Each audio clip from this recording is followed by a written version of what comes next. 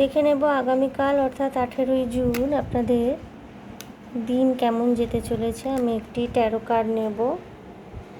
7 of swords অর্থাৎ আগামীকালের দিনটি কিন্তু আপনাকে একটু সতর্কতার সাথে কাটাতে হবে। যে কোনো সিদ্ধান্ত নেবেন, খুব চিন্তা ভাবনা করে সেই সিদ্ধান্তগুলো নেবেন। কোনো ডকুমেন্ট সাইন যদি করতে হয়, কোনো ব্যবসার ক্ষেত্রে কোনো ডকুমেন্ট সাইন করা, কোনো কন্ট্রাক্ট সাইন করা, খুব সতর্কতার সাথে পেপারসগুলো চেক করে নেবেন।